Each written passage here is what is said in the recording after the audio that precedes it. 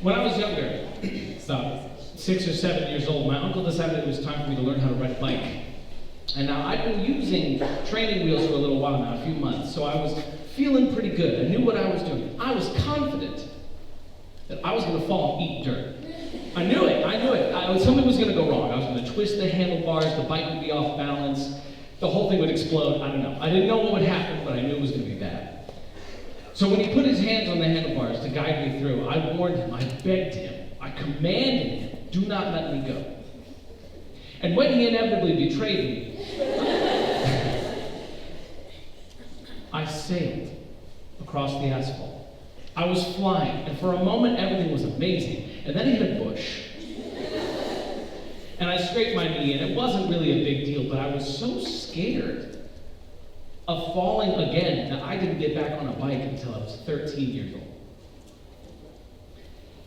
The fear of failure is something very innate, something very natural, primal in humans.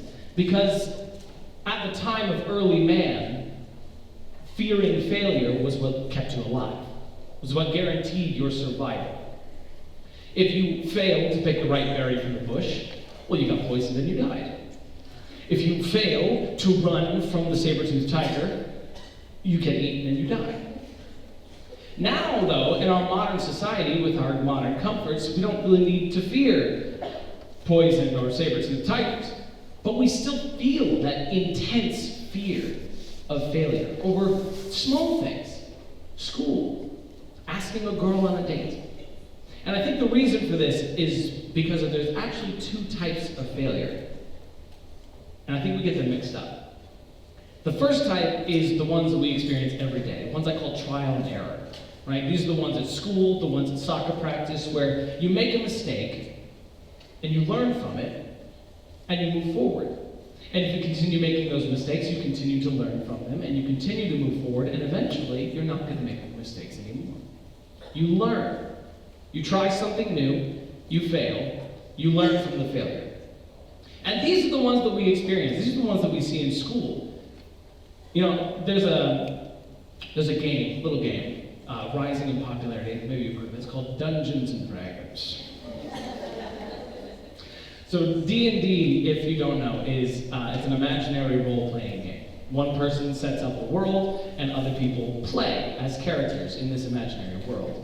And you can do anything. It doesn't really matter. It's all about having fun and exploring this idea. But there are consequences in the game, and you can fail. And if you fail, the consequences can be very high.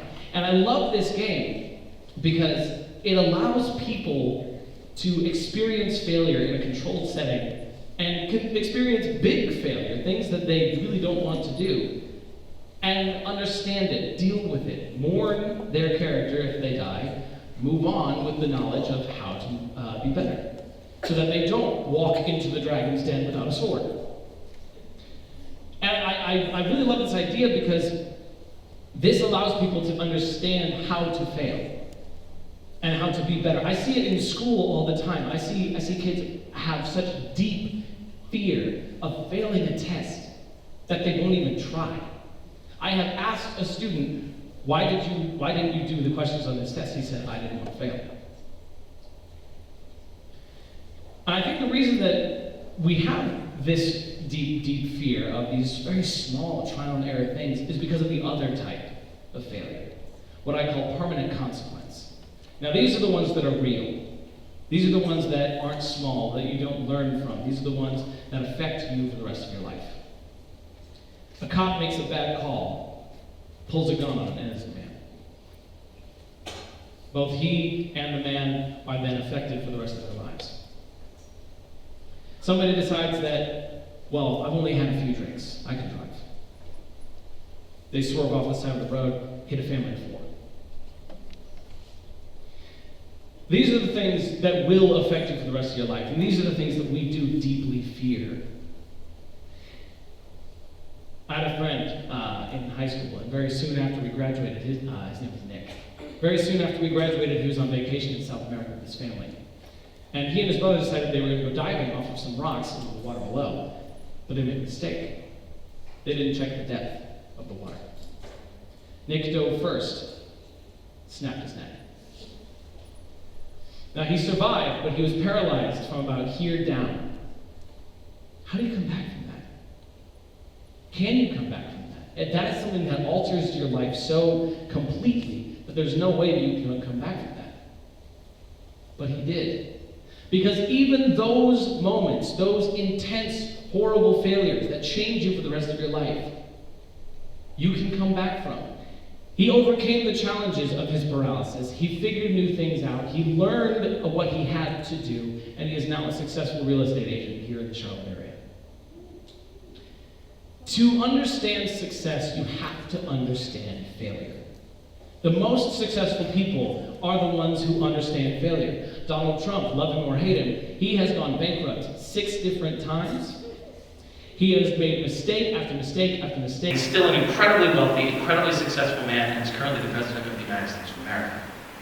Michael Jordan, somebody a little bit closer to home, has been quoted in saying that he has missed over 9,000 shots in his career, lost hundreds of games, been entrusted with making the game-winning point 26 times, and failed.